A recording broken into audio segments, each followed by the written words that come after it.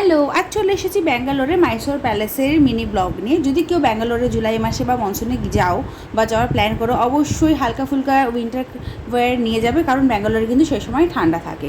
তো প্রথমেই ব্যাঙ্গালোরে ঢোকার সময় তোমাকে কিন্তু জুতোটা খুলতে হবে এবং ওরা তোমাকে একটা সুন্দর পলি ব্যাগ দিয়ে দেবে, তার মধ্যেই তোমাদের জুতো দিয়ে কাউন্টারে তোমাদের জুতোটা রাখতে হবে।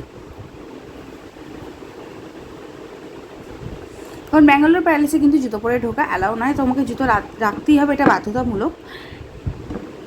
বাইরে থেকে প্যালেসটা আমি একটা ভিডিও করে নিয়েছি একটু ছোট করে। এরপরে আমরা এগোলাম প্যালেসের দিকে। দেখো প্যালেসের এন্ট্রি।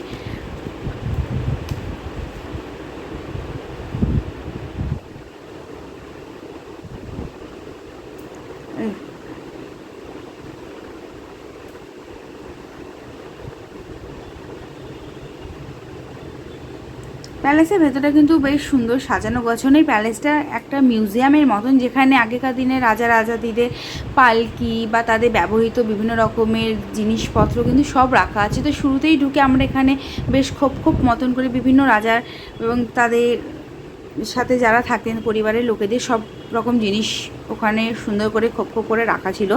এবং প্যালেসের ভেতরে দেয়াল থেকে শুরু করে ফ্লোর থেকে শুরু করে রুফটপ থেকে শুরু করে প্রত্যেকটা কর্নার কিন্তু খুব সুন্দরভাবে মেনটেন করা এবং খুব সুন্দরভাবে সাজানো।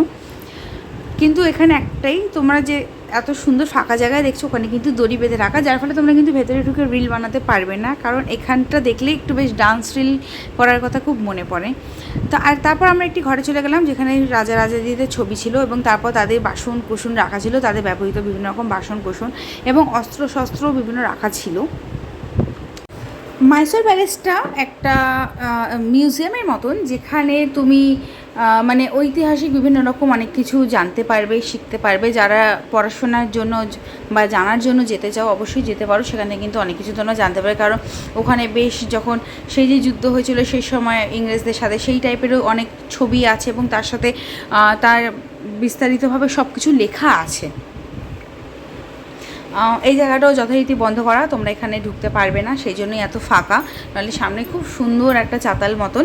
আর একটা জিনিস যেটা মাইসোর প্যালেসে গিয়ে বুঝলাম, যে খুব সায়েন্টিফিক্যালি তখনকার দিনেও বানানো হয়েছিল। যদিও সব কিছু সায়েন্টিফিক্যালি হয়ে আসছে, সেটা আমরা যত পড়াশোনা করি সেই বিষয়ে যত জানি তখন আমরা বুঝতে পারি যে না, খুব সায়েন্টিফিক্যালি ছিল। এটা কিন্তু একটা সোনার সিংহাসন।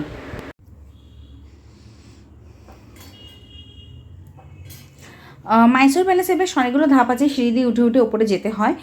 এখান থেকে রাজারা মানে নজর রাখতেন দূরে, যে শত্রু হামলা হচ্ছে কি না। হ্যাঁ, ডান্স রিল বানানোর স্বপ্নই থাকবে, কারণ এখানেও ব্লক করা, ঢুকতে পারবে না। আচ্ছা, এটা একটা স্টেডিয়াম যেখানে খেলা হতো এবং রাজারা প্রজারা সবাই জায়গা ভাগ করা আছে, তারা বসে এখানে খেলা দেখতেন।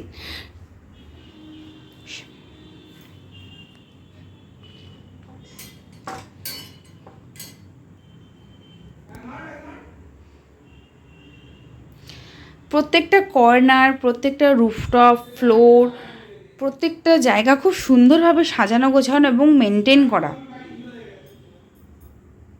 এটা একটা রূপোর দরজা,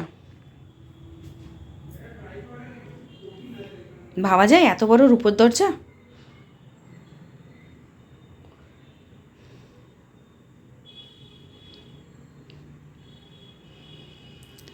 এগুলো যদিও আগেকার দিনে কলকাতার নর্থ কলকাতার বাড়িতে দেখা যেত, ঘোরানোর সিঁড়ি। এখানে রাজাদের বস্ত্র এবং তারা যেসব অলংকার পরে যুদ্ধ করতেন সেই যুদ্ধের পোশাক রাখা। এটা মাইসোর প্যালেসের এক্সিটের দিকটা, যেখান থেকে বেরিয়ে আমরা মাইসোর প্যালেস থেকে বেরিয়ে এলাম আর কি।